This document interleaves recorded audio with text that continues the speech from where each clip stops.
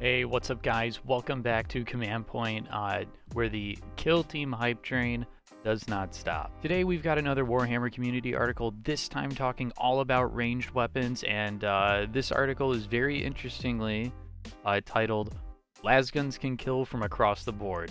Alright, let's get into it. So the first thing they show off is kind of like these screenshots, I guess we'll just call them, of close-ups of the weapon profiles for just like your standard veteran trooper that you're going to be getting in the Kill Team starter box. So as you can see, Lasgun gets 4 attacks, ballistic skill 4 up, damage 2, and 3. No range mentioned, whereas there is a range mentioned for the Las pistol, which is a Pentagon, which of course, as we know from the chart, is 6 inches. So 6 inches, 6-inch range for pistols, nothing has changed there really. So they say, at a glance, you may be wondering where the Lasgun's range is marked due to the close quarters nature of the Kill Team battlefield. Weapons have unlimited range unless otherwise noted.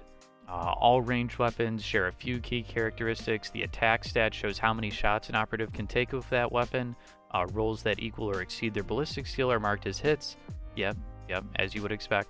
And rolls of 6 are counted as critical hits.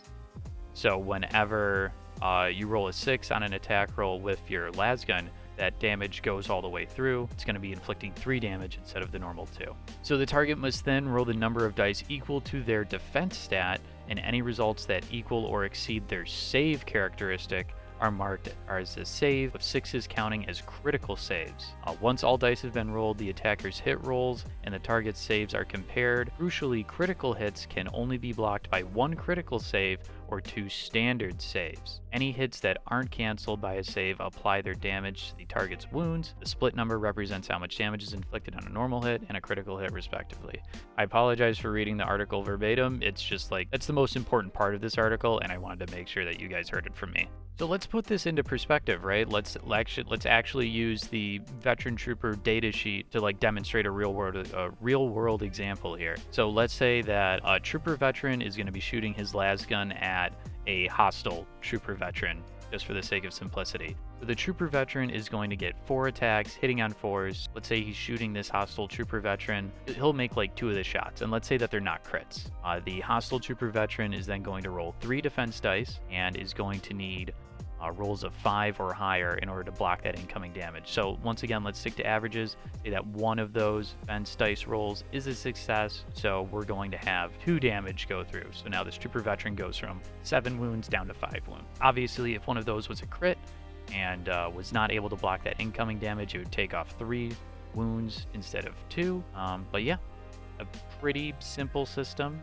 Seems pretty slick. So the defense die, to be clear, is not the defense die isn't like its own like stat.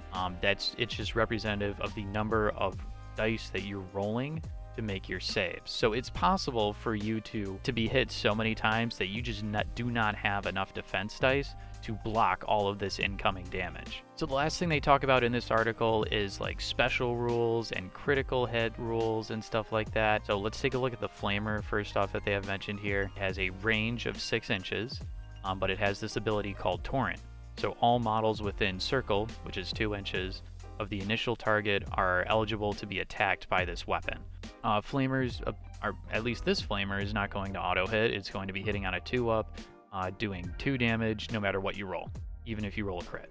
Then we also have shown the Long Las. So this is 4 attacks, going to be hitting on 2s, does 3 damage normally, but then under the exclamation point it says MW3, which means Mortal Wounds 3. So it says the Long Las's MW3 rule, for instance, inflicts 3 automatic wounds for every critical hit rolled before the unfortunate target has any chance to prevent them.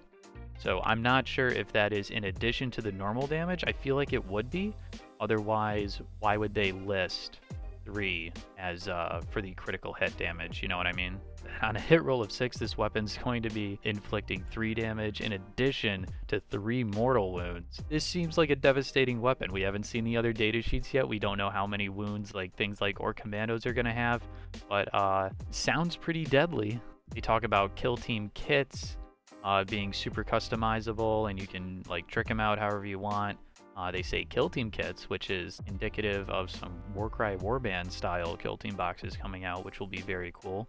more kill team specific model sculpts. Oh yeah, I want that. And then they go on to say that tomorrow they're going to be talking about melee combat, where it looks like they're going to be talking about the Orc Commandos. So hopefully we'll see a full data sheet for the Orc Commandos. But yeah, so thank you guys for watching. If you like this video, make sure to like it and hit that subscribe button to make sure it's easier for you to get back to us.